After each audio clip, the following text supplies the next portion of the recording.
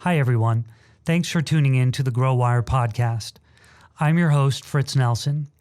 I hope all of you have remained safe and healthy during this time. I first want to note that this podcast episode was recorded prior to COVID-19 closures and shelter in place, so our levity should be taken in that context. Everyone at Grow Wire extends our support for those impacted by coronavirus, and we continue to encourage you to visit growwire.com for advice, tools, and stories around managing business, building resilience, working from home, and any other resources you may need to get through this challenging time. On this episode, we're joined by Robbie Page. He is the founder of Tenzo Tea, and they make a very lovely blend of, or actual pure version of matcha tea. Yeah. You may have seen or heard of them. They have become quite popular in a very short period of time. Mm-hmm. And what we're going to talk about on this episode is how Robbie and his co-founder Steve came up with this idea based on their experience as volleyball players at UCLA, and all of the work that went into, really hard work, a lot of research, bootstrapping the company, really doing the gut-wrenching work of starting a company, figuring out how to bring products into the U.S., figuring out how they were going to sell it, all the different distribution channels that they were going to have to look at. And it caught on. It became very successful in coffee shops in Long Beach, California, and then in LA, and now all over the country. And they have an ecommerce site where you can get a subscription as well. Mm-hmm. So they talk about those different business models. They talk about their struggles. They talk about getting funding and how this has really taken off. So stay tuned.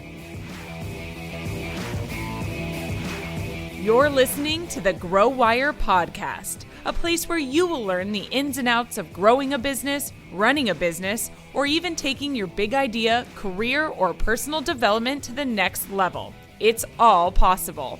Our host, Fritz Nelson, the editor-in-chief of GrowWire.com, will take you on an exploration of growth through candid conversations with some of the most brilliant minds in entrepreneurship, entertainment, business development, and more. Whatever your goal, we know you'll walk away with the right tools to help fuel your journey of growth.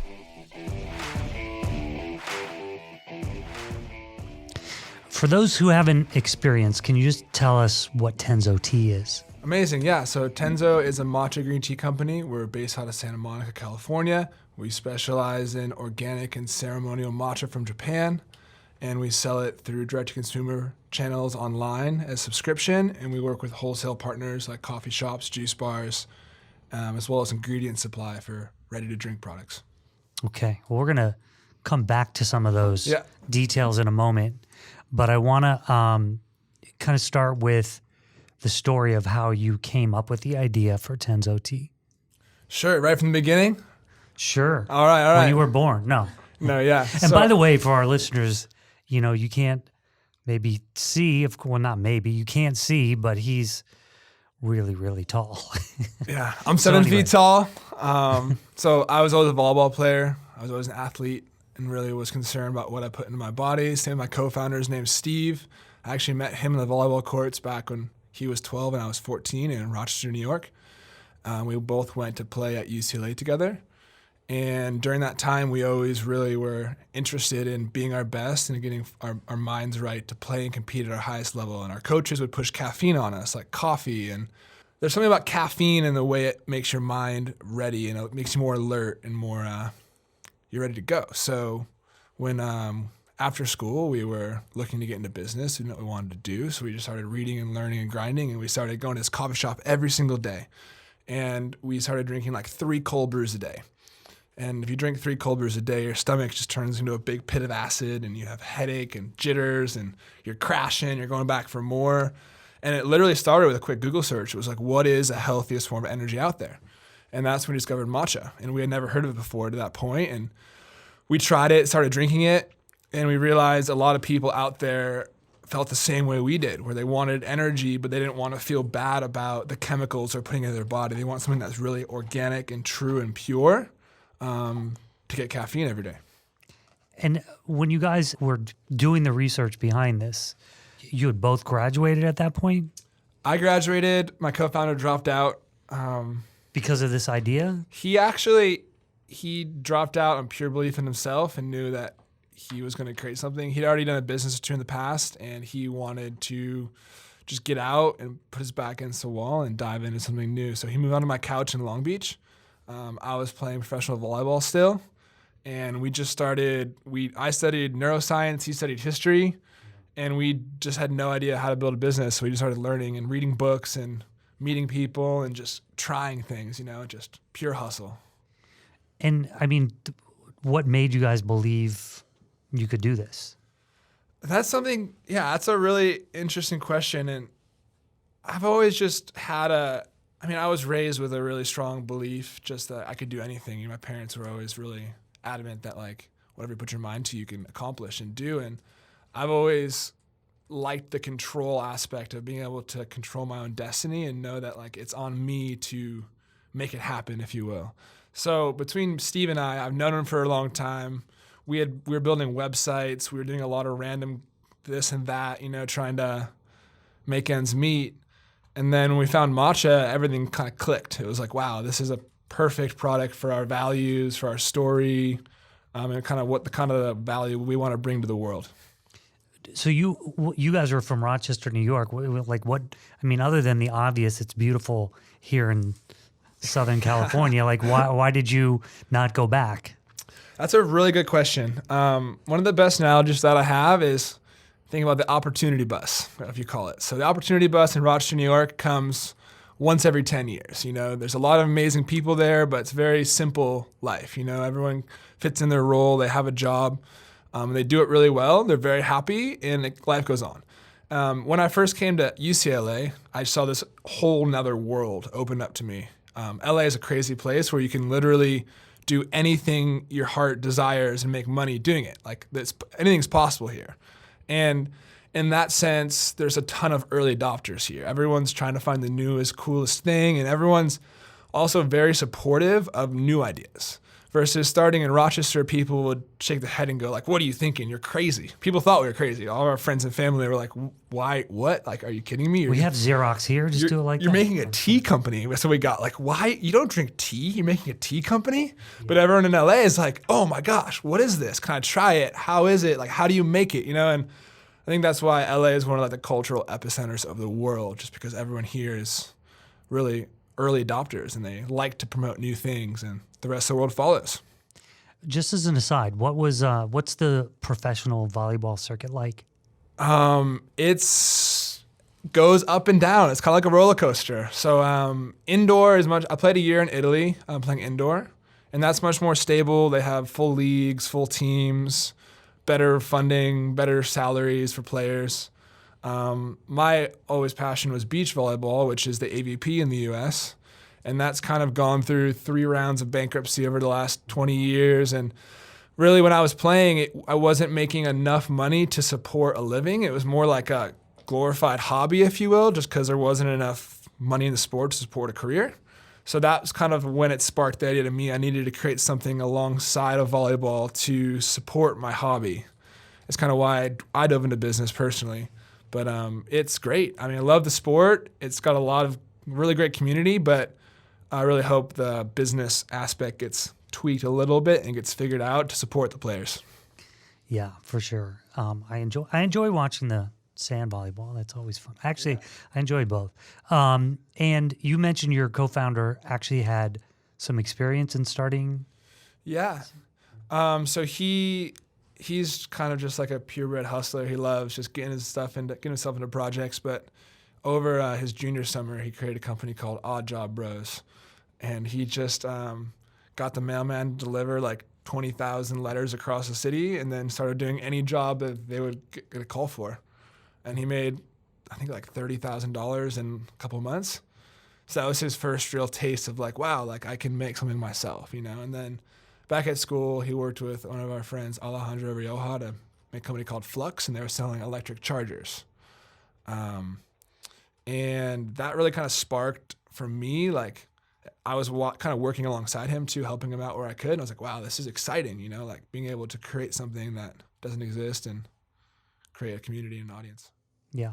Well, you talked about your upbringing as well, but, you know, being a college volleyball player, especially at a school like UCLA, I mean, that's like one of the top volleyball schools, right? Yeah. In the country. Was there anything about that experience that also you think helped in this startup? Yeah, I think there's so many parallels, and I think sports taught me a lot about entrepreneurship, especially the ability to take something you're terrible at and watch yourself gradually improve. And I think that's what you do on the volleyball court every day. You show up and you work on very small skills, and over time you compound and get better, and you learn and you grow. And even strength training, everything you're doing, you're looking very long-term but acting short-term. And I think if the ability to understand, for one, that you can improve, and for two, to know what that process looks like, allows you to take something like a brand new company and actually start, because otherwise it's very daunting, looking like, how am I going to make this work? It's like, no, I got to just make today work, you know? Like, I got to get a little bit better today, and then tomorrow do the same thing. And after a couple of years, you have a real business. Let's get back to the matcha for a little definitely. bit here.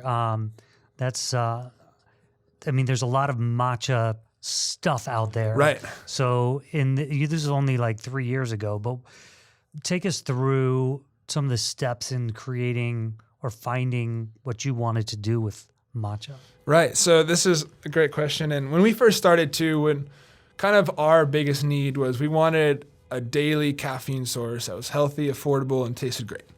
And when we got into matcha, for one, we were pretty early, and no one really was drinking matcha 3 years ago. And we were able to introduce it to a lot of LA because we were so early. But all the products were either extremely high quality, super top line ceremonial, like $10 a cup. Wait, what does that mean, ceremonial? Ceremonial is a Japanese term. So for the last 800 years in Japan, matcha has been a part of a meditative ceremony, a tea drinking ceremony. It's like for mindfulness. And ceremonial matcha is termed by tea masters as of good enough quality to drink in a matcha ceremony. And in the US, that's been kind of used as a buzzword for like good matcha now. But really, matcha comes in a wide variety of grades, all the way from ceremonial through like premium and then the culinary, depending on when you harvest it, what part of the plant you take it from. The best matcha is like baby green tea leaves. So it's very sweet and tender and like subtle in flavor. So is there's a particular plant? Oh yeah, sorry, this is important. So yeah, matcha is green tea, just the tea in this. It's the same exact tea. He's pointing to a bottle of black tea. Black tea, yes. So depending on after harvest how you process tea, green tea is just steamed and dried, so it maintains its color and flavor. Black tea is fermented, but it's all the same plant. The Camellia sinensis plant makes all tea, from oolong to black tea to green tea, the full spectrum. Gotcha. Yeah. So matcha, though, instead of steeping it and pulling water through it, you're grinding it to a fine powder, and matcha dissolve it directly into your drink. So you get more antioxidants and nutrients, and also more caffeine and L-theanine, which make you feel great. Could you do that with other teas? Yeah, you could, but it wouldn't probably, if you try, I actually have never tried this. I've never tried to like grind up black tea before, but technically it's possible. It hasn't been really adopted. Don't know why. Gotcha. Yeah. Yeah, I'm just wondering why somebody decided this matcha thing, let's grind that one up. Right. Yeah, this might be the next level of our company here. Maybe we should just take black tea to a new dimension. Ground oolong. Okay, so back to the recipe. So you guys wanted to create a ceremonial level matcha. Those existed though, but maybe not here in the US or not known. Yeah, so when we first started, all the matcha was either really cheap, like a culinary blend that tastes bitter and grainy and almost like kind of like just like dirt in your mouth. You know, no one wants to you drink that. And then I hear you develop a taste for it, but yeah, but not me. But the culinary matcha, it's supposed to hold its flavor in food, so it's not really supposed to be drinking, you know. And then other matchas like Starbucks come loaded with sugar, with like 10 to 15 grams of sugar in a drink, and they're covering up their flavor and they're mixing it, matching it, make it taste good. But we wanted the health benefits of a pure green tea that was affordable and tasted great. So this was like a 2-year project, but working with private labelers, cutting them out, finding their supplier, going to Japan. We kept leveling up suppliers and finally came to, we met this tea master through coincidence and a really amazing story. But he was previously working with sencha, which is rolled and green tea, like steeped green tea. Mm-hmm. And he saw a huge opportunity to get into the U.S. matcha market. And we're looking for a proprietary creator and blend of organic and ceremonial matcha. And it really just our paths aligned. You know, he's one of our biggest investors and a huge supporter of our mission. But he created Tenzo for us about a year and a half ago as our official new recipe was developed. Gotcha. So when we're talking about ceremonial grade, and I've never really dived too deeply into teas before just coffees. Yeah. But there are obviously, so does the ceremonial grade come from a tea plant that's grown in some kind of special conditions? Like, how does it become ceremonial grade? Yeah, good question. So one of the oldest and best traditions of Japanese tea growing in particular is they shade grow. They put shade over the green tea plants for the last couple weeks before harvest. So what that does is it stimulates a plant and kind of puts it into hyperdrive because it's like, where's the light, you know? Like 85, 90% shade. And that will pull all the nutrients up from the root, and it makes the green tea leaves really dark and rich in green color and antioxidants and flavor. So that's like a huge differentiator between regular tea and matcha, is they shade grow it before harvest. And then for the best ceremonial matchas, they'll pick just the tiny, hand-pick the baby green tea leaves that are freshly growing in springtime. Those are the ones that create the best product. Gotcha. And what about the other leaves on there? They're just used to make regular green Yeah, they tea? can be used for other teas. I mean, the green tea plant doesn't die every year, so it survives. So they make sure there's enough leaves around so the bush will survive. It takes like 5 years to mature a green tea plant, and then it can create leaves for like 10 years. So, but culinary, like the more harsher, bitter flavors come from the bottom of the plant. The bigger leaves that have more strong, intense flavor. I wonder how that was discovered. Just like everything else. Man, like, yeah. Hundreds and hundreds of years of tradition and practice. And you mentioned that these are, like any green tea, it's steamed and then dried? Yep. Steamed and dried, it kind of like stabilizes it so it won't degrade. Gotcha. Keeps the color. And it doesn't go through any fermentation? No fermentation. It's just fresh. Yeah, it's just really fresh green tea leaves is when you get when you buy Tenzo. Why'd you name it Tenzo Tea? A Tenzo is one of the 6 paths to enlightenment in a Buddhist monastery. So it's the chef who creates meals for meditating monks so they can practice without hindrance. So we kind of view a Tenzo as like the giver of energy. So it has Japanese roots, and it also kind of just fit. I don't know, just kind of like found the word and we're like, yeah, this will work. This will do. So you guys had done the research and you found that this was going to be a great source of energy, that nobody had really tapped into this. Right. But gosh, we're going to have to go explore all of this. How were you? So you were kind of living by playing professional volleyball. Yeah. Your roommate was doing what? Yeah, Steve was he is a crazy guy. He was eating ramen noodles and potatoes for like 12 months. Had no income, no living. Just put everything he could into learning and growing and getting better. And wish he could be here. He'd have some comments. But we were just in full grind mode. We'd wake up at we were first ones at this coffee shop every day for about 7 months. We'd get there at 5:30.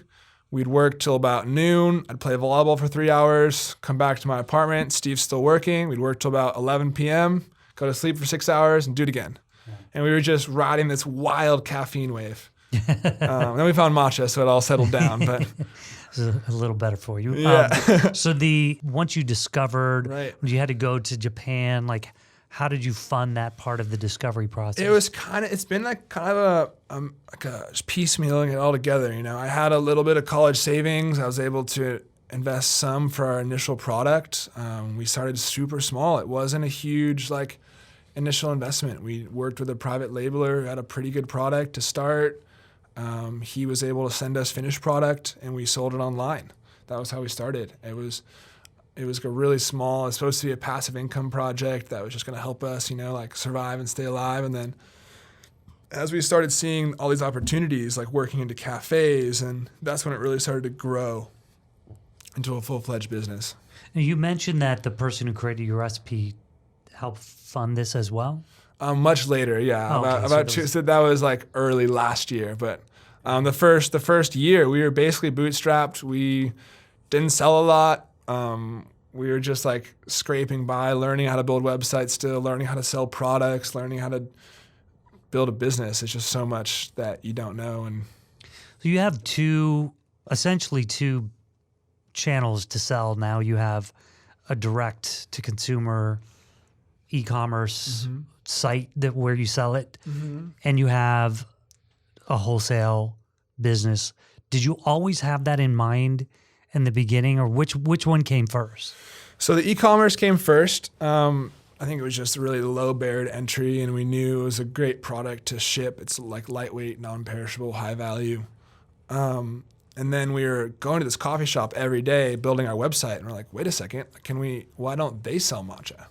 Why don't we sell them Tenzo? And everyone thought we were totally crazy. When we started pitching to coffee shops in Long Beach, we'd walk up to owners or managers and say oh, we want to sell you our product. And they go why are two tall white boys selling me a Japanese green tea powder? It just made no sense to them. They were totally confused. But we gradually just started small. We got one shop to carry Tenzo, and we just told every other shop in Long Beach that Tenzo was being sold there. And then we got 2, and then we got 3. And then it took the smallest ones, and then it took a while. We just leveraged and leveraged and leveraged. And then we finally closed one of the biggest shops in Long Beach called Portfolio. And it was crazy because this is a shop we'd been to every single day. And the day they started serving Tenzo, the entire coffee shop turned green. And they must have done 300 cups of Tenzo that day. And it was awesome just sitting in the shop just hearing Tenzo Matcha, Tenzo Tea, they were saying Tenzo too. And we were just yes, And the crazy part is the color is really striking to people. Sure. And as soon as someone sees they're not drinking a brown drink, they're like, well, what is that? Right. What is this called? I want to try it. And it was just a crazy compounding effect. And this coffee shop ended up 5xing their almond milk order because they just sold out of almond milk so fast. And that was when we really knew, we're wow, this is real, So that was when we had 15 locations. And now, since then, we have over 400 in LA that all serve Tenzo.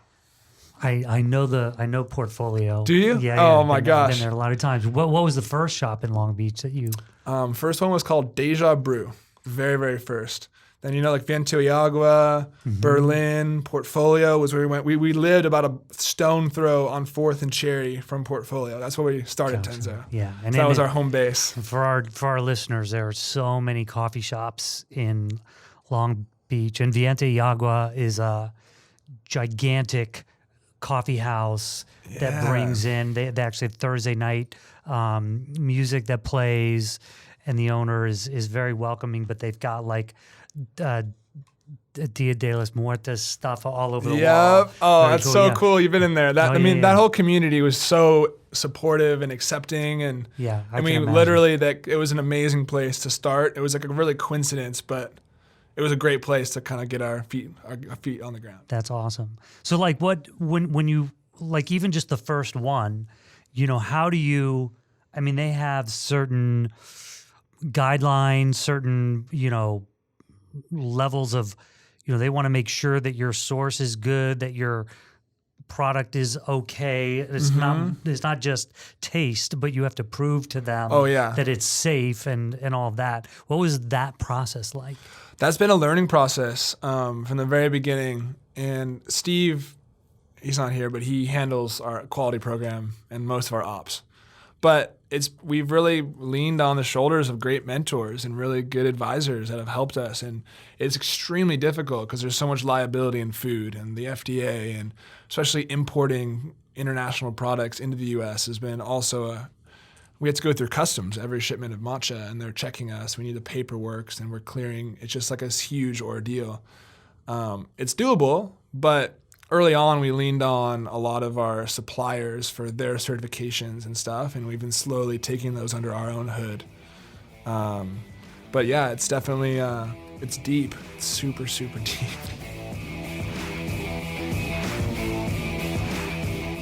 The last few months have taught us what's important. It's also taught us what we need to change. It's the same for business. Why have a hairball of multiple software systems when all you need is NetSuite by Oracle, the world's #1 cloud business system? NetSuite gives you visibility and control over your financials, HR, inventory, e-commerce, and more, all in one place.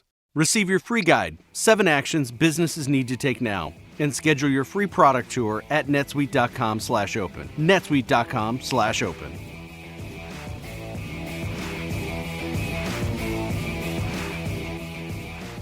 Did you even know this going, like, when you met with the person who created the recipe and Right. you guys had a deal, you're like, okay, good, we're there. Yeah. And then you're like, oh man, we got to go through all this custom stuff and everything. I mean, did you kind of know? Or At that point, we knew a lot of it. Yeah. We had a great advisor. His name's Lambert, who set us up with the whole quality program. The biggest thing is like the lot tracing, to be able to track every unit of you sell all the way back to the supplier and to figure out what batch it came from, to make sure that we've never had any problems, knock on wood, and we've had a very, very great supply chain.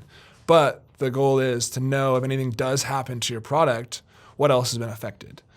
So that process of just really organization and keeping track of all the products as they get dispersed and distributed is a fun project that luckily Steve handles. you always got to have a Steve who Yeah. can take care of it. Yep. Now, how much work did you guys have to do in these coffee shops to teach them how to make it how Right. much you guys had to learn yourself? Right. We were hands-on in Long Beach. We had a team of, I think, 3 back then, 4. Me, Steve, Brody joined us in early 2017, and then my friend Dan was living with us as well. But we were sampling every single day at different locations. We were making it for customers, just generating trial, just getting people to try the product. Like, oh, you drink coffee? Try this. Oh, you drink, like, what are you drinking today? Oh, how about this, Just the awareness for customers was really important. And then 2, for baristas are really smart, and once they just never made a matcha before. And it's very simple, but there's a lot of ways you can mess it up. It's literally just mixing powdered green tea into water. And then if you do a little bit of water, it makes an espresso shot. We call it a Tenzo shot. And the Tenzo shot is used to make lattes. But a lot of it was in person. We would go behind the bar, and we're not baristas, but we had to learn, we just kind of faked it till we knew what we were doing. We'd go back there and put on like classes for baristas. It's just like, here's how you do it. Here's how to make it good. Here's how you mess it up. And then slowly we started building more like training guides and videos and better ways to get people up to speed without us actually being there. But in Long Beach, we were there. The thing now, I'm a big ritual person. Like I will hand pour my coffees. Oh, amazing. And all of that. So when I saw your video, there's like a little kind of whisk that you use if you're making the latte version, I guess, of it, the espresso version. Sure. But like I saw that and I was like, oh, I want that, because like just the ritual of making that way, like, so that's the method you taught the baristas how to make? Yeah, so that's like a bamboo whisk. It's like a very bamboo. traditional matcha making tool. It's like a really pliable, flexible. It's like it's just like beautiful whisk. But then a lot of like portfolio, they use a shaker bottle now because it's faster and more. Oh, okay. It just works better for a lot of customers. Gotcha. But yeah, we'll have to get you a no whisk doubt. and some Tenzo. No doubt. Be I like to try all these. Be happy to do that. So you started getting into all these coffee shops, and it kind of took off from there. Like you said, maybe 15, and now you're at 400. Yeah. What was that in between time? like? I mean, did you face some challenges? Yeah. How'd you get it from Long Beach up to LA? Yeah, it's funny looking back at how fast everything has moved. And we were in Long Beach up until middle of 2018, I would say. And at that point, we had about 25 locations. We had just closed our first location in LA, which was Dogtown up here. And Steve and I had both been to UCLA and kind of knew what it felt like to live in this area on the west side of LA. And it's a lot of, back to the opportunity bus, like this is kind of where you want to be in terms of learning and growing and developing. So one day we just picked up and said, all right, we're moving. We're going north, And we moved to Mar Vista. And then from there, I need to give a lot of credit to Brody Cord. He goes by Matcha Man Brody.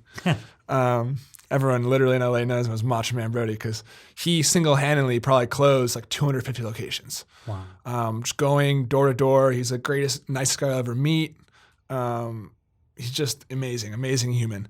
And it was wild though, even just supporting him because he's an amazing salesman. But like the operations and the cash flow and the company, and it's just really funny as you grow, like every stage, everything breaks. Like the accounts receivable system just doesn't work anymore. And you got to figure out like, why do I have all these invoices and I have no money in my bank, So then we've gone through a lot of these roller coasters of like, oh man, we're going to die. And then we figured it out, and that's, I guess that's part of growth. Yeah. We're growing. It should be getting easier. Yes. It changes. I wouldn't say it gets harder, but the problems get bigger and they're fun though, fun to solve. As you grew that quickly, did you run into supply issues? Like how did you ramp up that quickly with one person being your source? Luckily, our supplier is incredible. He has facilities and he's actually doubling the size of his facility for us for 2021. So that's huge. But we're approaching the full capacity of his, and we're at like probably 20x what we were at like a year and a half ago. So it's growing really fast, but we're thinking ahead to make sure we stay in a good space for supply. So during this growth, when did the e-commerce part come into play? Yeah, so right off the bat, we started this is like our first initial push was e-commerce, but we were selling one-time products. And my grandma was like our number one customer. Like no one was really buying. It was funny. We had very low traffic. And it took us about a year and a half to figure out really to support the daily drinking ritual, like you mentioned, of a consumer. And we found that subscription was a much better way to go about it. Instead of getting people to come back every one time, it was like, let's get people on board who love our product and then give them a discount and let them get refills every month. So that was a really big change, and it really changed a lot of our metrics and numbers and allowed us to really push acquisition of new customers. About what year did you switch to the subscription model? I want to say August of 2018, about a year and a half ago, 2 years ago almost now. That was a huge change for us, and I think we also were able to really cut down on our waste. We do like a nice Tenzo tin to start, and we do like recyclable refill pouches. So we're really trying to be conscious of that aspect of it. And we have a really strong, loyal community now of our Tenzo tribe. It's what they're called. But yeah, it's been great. It's been really cool to watch it grow, and we really focused early on organic traffic, which was looking back, that's all we could do was like create blogs to drive people to our website because we had no money to spend. But now we're like the number 2 page for matcha health benefits on Google. So that drives a ton of just organic traffic and tens of thousands of unique visitors a month, among other pages. But that's been a really big driver for us. And it hasn't taken a lot of money to grow that channel just because we have a lot of those kind of scrappy ways of drawing awareness and driving traffic. How much would you credit being at least in LA, being in so many stores with people being familiar with your brand to the point of getting a subscription?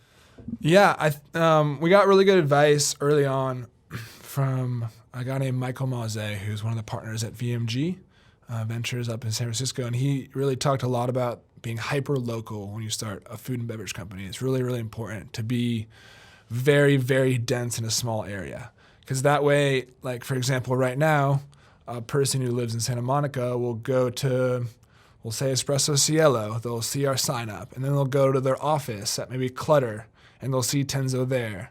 And everywhere they kind of look, it's just Tenzo, Tenzo, Tenzo. So you could see Tenzo like 5 or 10 times in one day.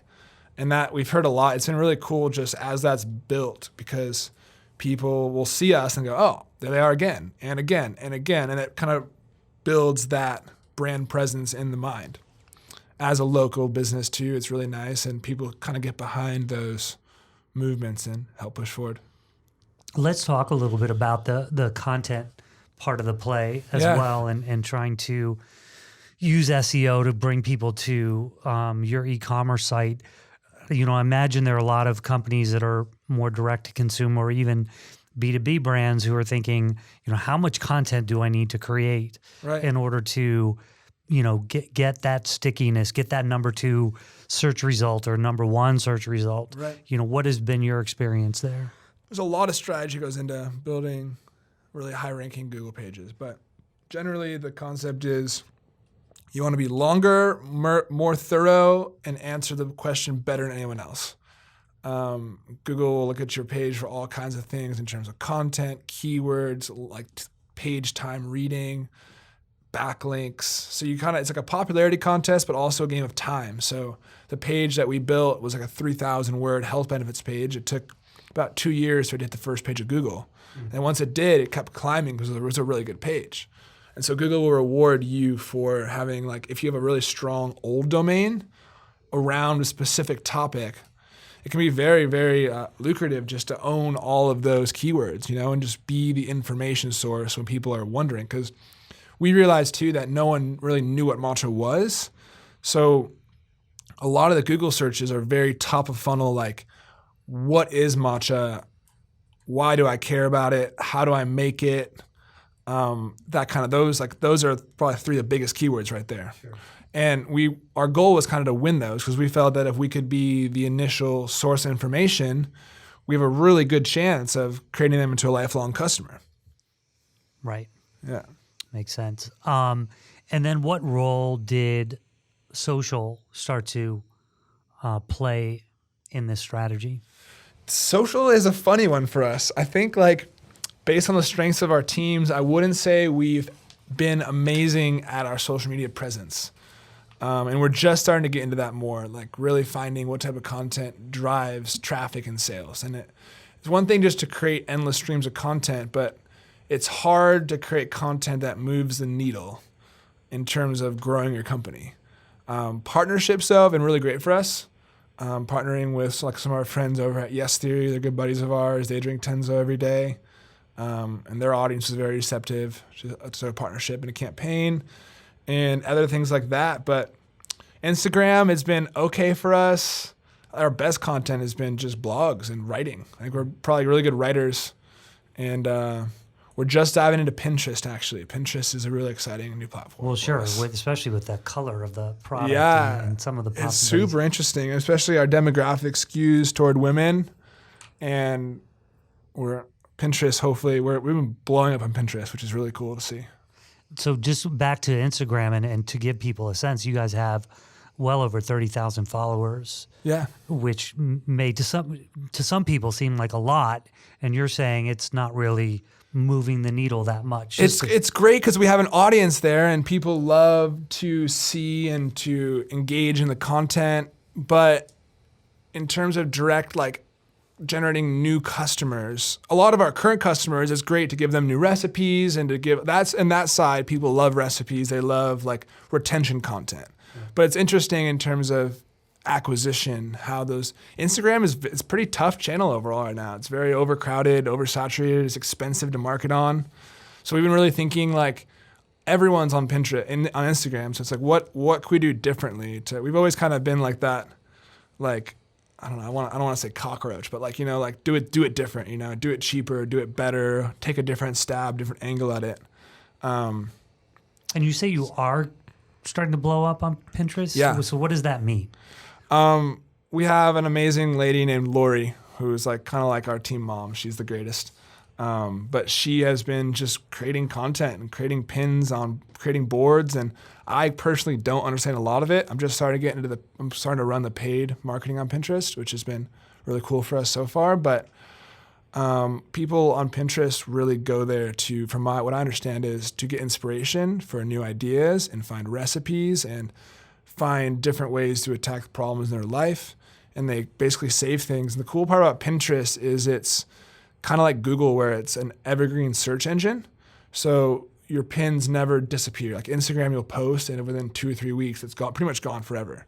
But on Pinterest, people will dig up pins from 2 to 3 years ago, and they'll start gaining vital traction again around holidays or around events.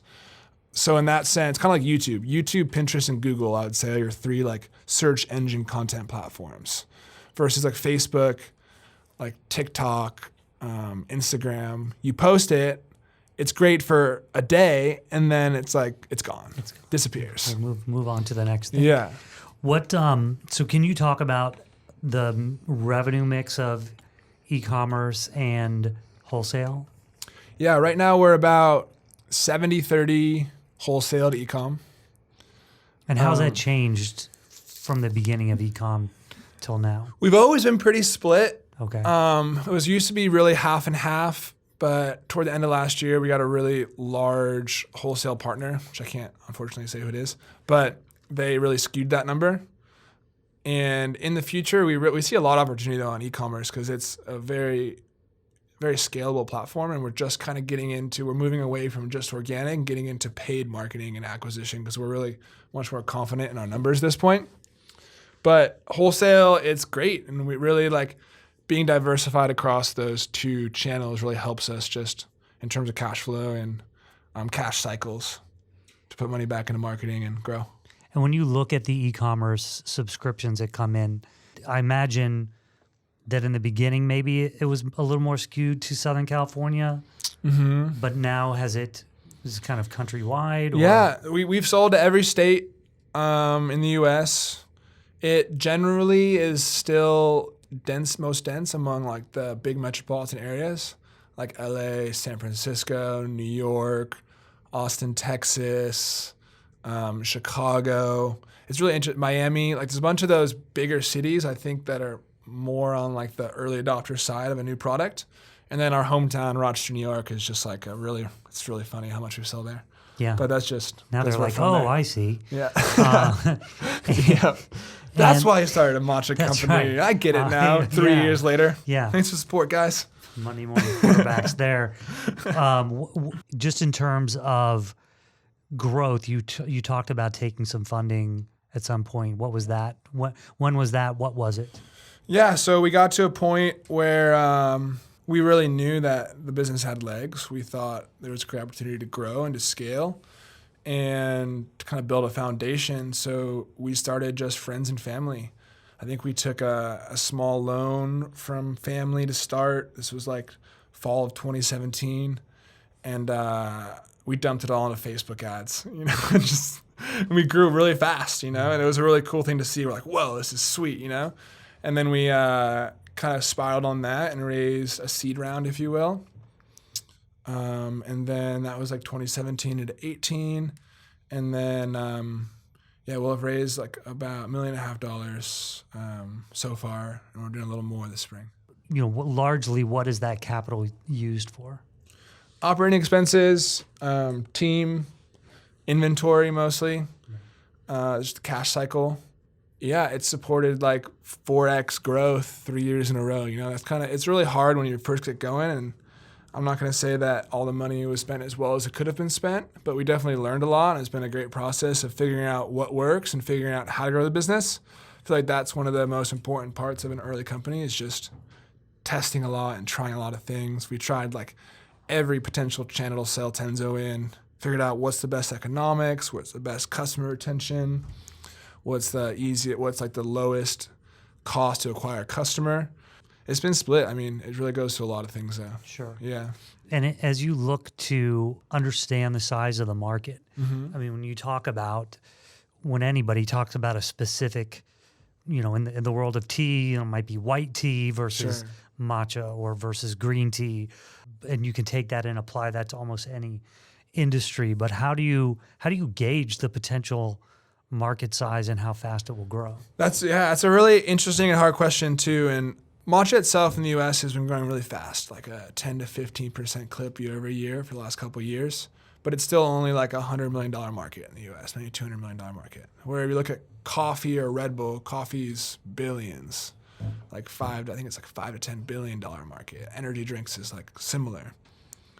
I personally believe that coffee has something coming for it. I just think in terms of all the benefits matcha provides and the clean energy experience, the U.S. has been so ingrained in coffee for so many years, and everyone currently has this mindset where they're like, I need to find a healthy alternative for everything in my life. Everyone's trying to switch and become a healthier, more productive, more focused version of themselves.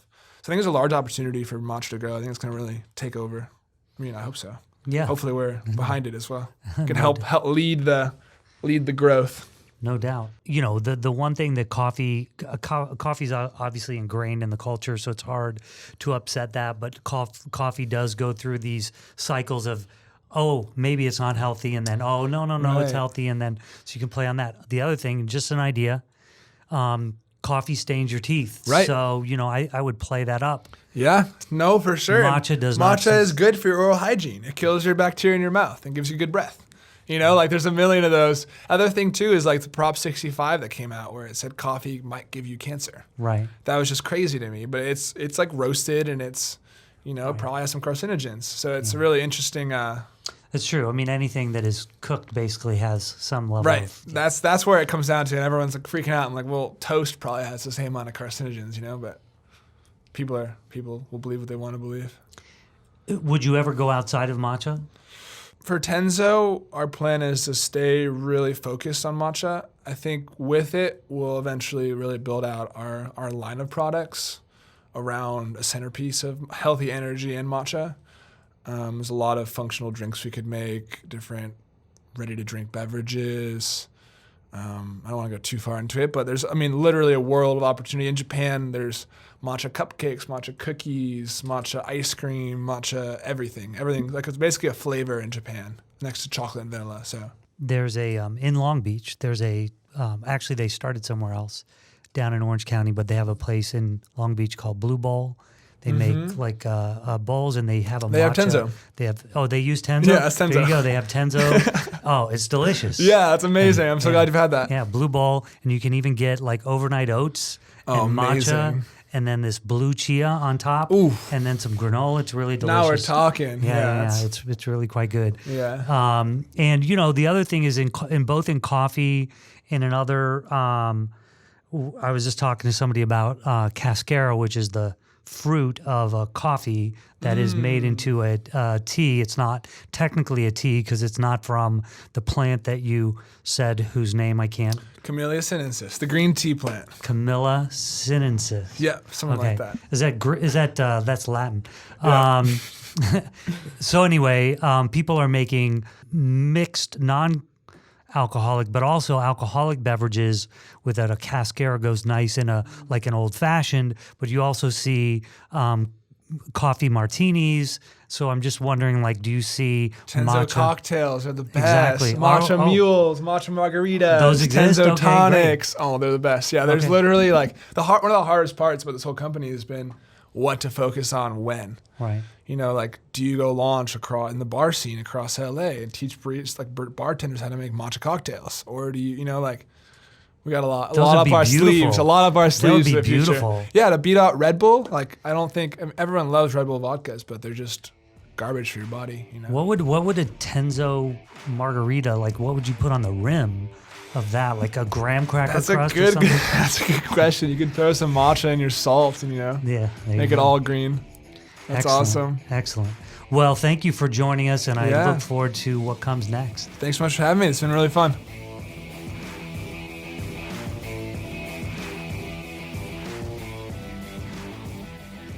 I really can't wait to taste my matcha teeny, Tenzo teeny.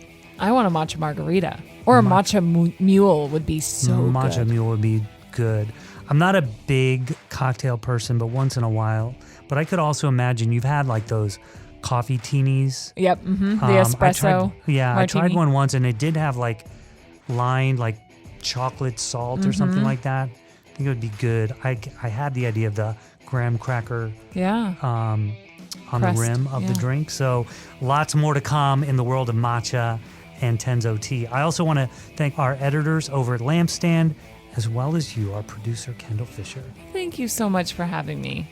Well, thanks all of you for tuning in. Don't forget to rate, review, and subscribe. And if you're a fan of Tenzo Tea, hit us up with a comment. Until next time.